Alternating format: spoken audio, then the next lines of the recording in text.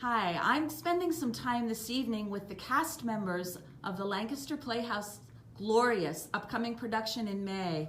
And I'm sitting here right now with Fred Norris, who plays... What is your character, Fred, and how do you contribute to this storyline? His name is St Clair Byfield, and although it sounds like Sinclair, it's spelled S-T-C-L-A-I-R, and you would think that's St Clair, but for some reason it's been advised that he is named Sinclair. And I play the boyfriend of the main character, Florence Foster Jenkins.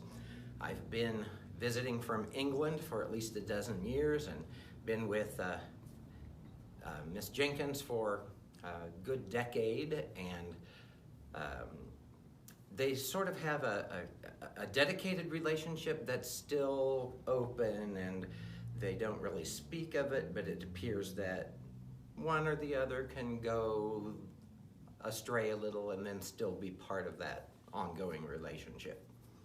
Okay.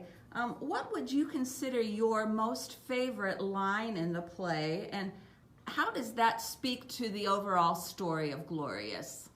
Well, there's a point where Madam Jenkins has been accosted by an outsider verbally.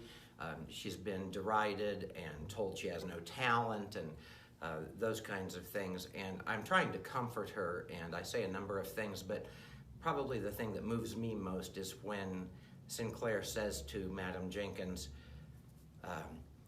none of us does this because we want to be judged. We only do it because we want to be loved.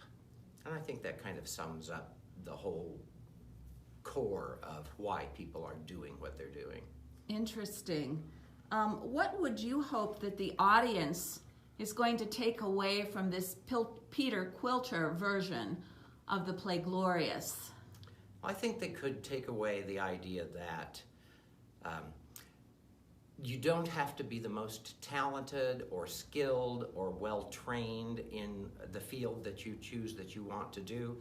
If you've got a desire and a passion, if you can push yourself to achieve, you can achieve the kind of success that you want to achieve, even though you may not be the most gloriously trained person around. Well, they say if you wait till you're ready, you'll never get started, well, correct? That's true, and you better be growing as you go. That's absolutely the way it is. Well, now, Fred, if you ever had the chance to meet Florence Foster Jenkins, what question would you ask her, and why?